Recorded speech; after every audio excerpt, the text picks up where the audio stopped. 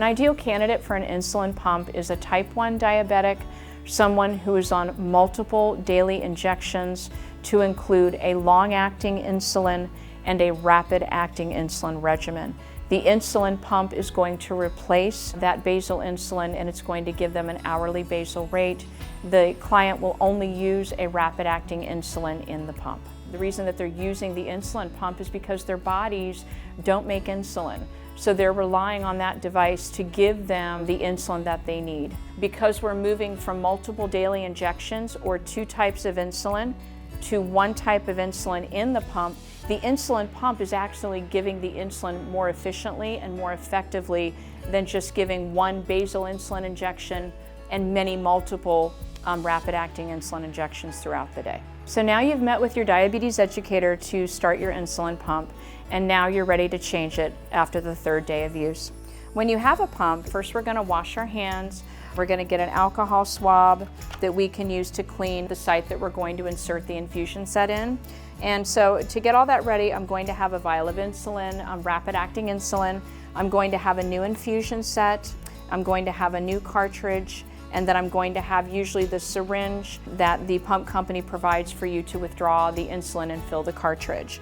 And it's going to walk me through a process where we're going to actually load the device. So I'm going to go ahead and remove the cartridge.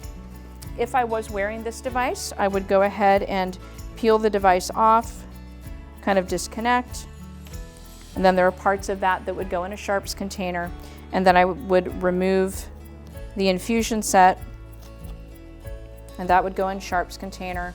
And then I'm going to take out my brand new infusion set. I'm going to use fresh room temperature rapid-acting insulin to fill the cartridge. And the product is going to walk you through the steps to make sure that you're doing it in the right order.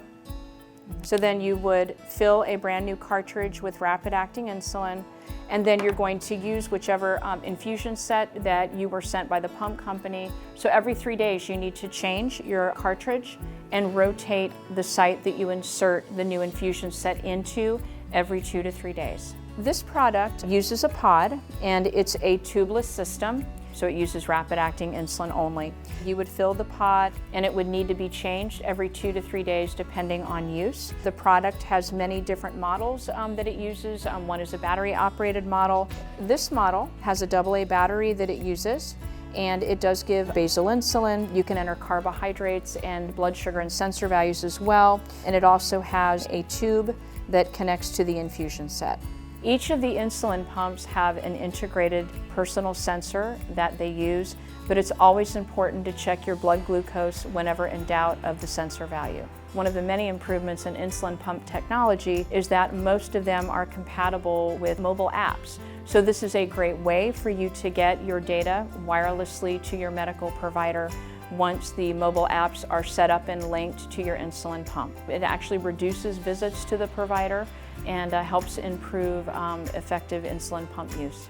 If your pump malfunctions or breaks, it is very important that you reach out and contact your medical provider who can advise you what to do.